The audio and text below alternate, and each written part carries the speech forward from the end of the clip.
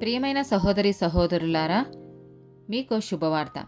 2025 సంవత్సరంలో మొత్తం 365 అంశాలను మీతో పంచుకోబోతున్నాము. జనవరి 1వ తేదీ నుండి ప్రతిరోజు ఒక అంశము మరియు దానికి సంబంధించిన వాక్యమును పంచుకుంటాము. దయచేసి ఆ వాక్యములను వినండి, ధ్యానించండి మరియు ఆశీర్వదించబడండి. దయచేసి సబ్స్క్రైబ్ చేయండి మరియు మీ స్నేహితులతో పంచుకోండి. ధన్యవాదాలు.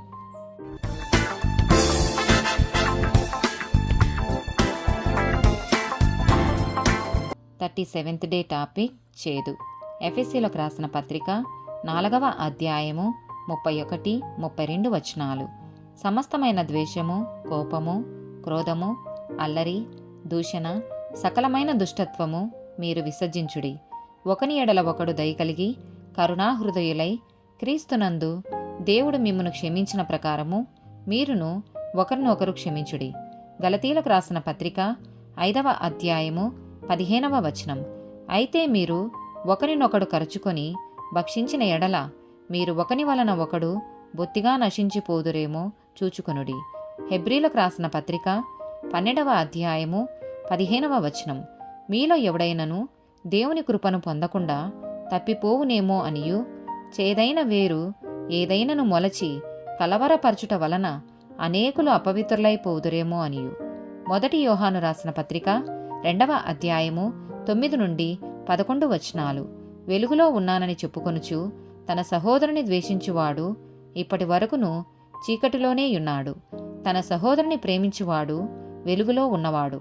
అతని యందు అభ్యంతరణ కారణమేదియూ లేదు. తన సహోదరుని ద్వేషించువాడు చీకటిలో ఉండి చీకటిలో నడుచుచున్నాడు. చీకటి అతని కన్నులకు గురుడితనం కలగజేసెను గనుక తానెక్కడికి పోవుచున్నాడో అతనికి తెలియదు.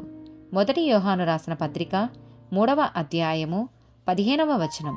తన సహోదరుని ద్వేషించువాడు నరహంతకుడు. ఏ నరహంతకుని యందును నిత్య జీవముండదని మీరెరుగుదురు.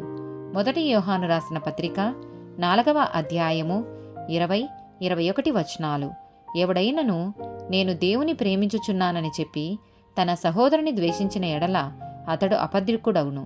తాను చూచిన తన సహోదరుని ప్రేమింపనివాడు తాను చూడని దేవుని ప్రేమింపలేడు. దేవుని ప్రేమించువాడు తన సహోదరుని కూడా ప్రేమింపవలెనను ఆజ్ఞను మనం ఆయన వలన పొందియున్నాము. మత్తయి సువార్త 5వ అధ్యాయము 43 నుండి 48 వచనం. నీ పొరుగువాని ప్రేమించి నీ శత్రువును ద్వేషించమని చెప్పబడిన మాట మీరు విన్నారు కదా. నేను మీతో చెప్పునదేమనగా, మీరు పరలోకమందున్న మీ తండ్రికి కుమారులై ఉండునట్లు మీ శత్రువులను ప్రేమించుడి.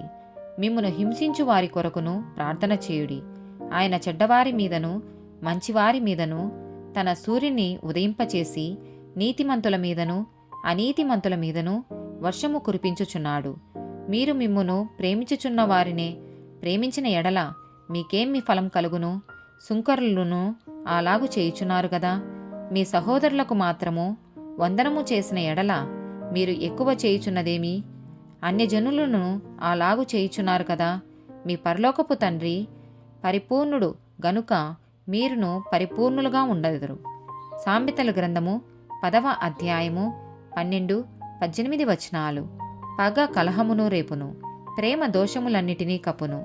అంతరంగమున పగ ఉంచుకొనువాడు అబద్ధికుడు, కొండెము ప్రచురము చేయువాడు బుద్ధిహీనుడు. చెడుకు ఉదాహరణ యోసేపు అన్నలు. ఆమేన్.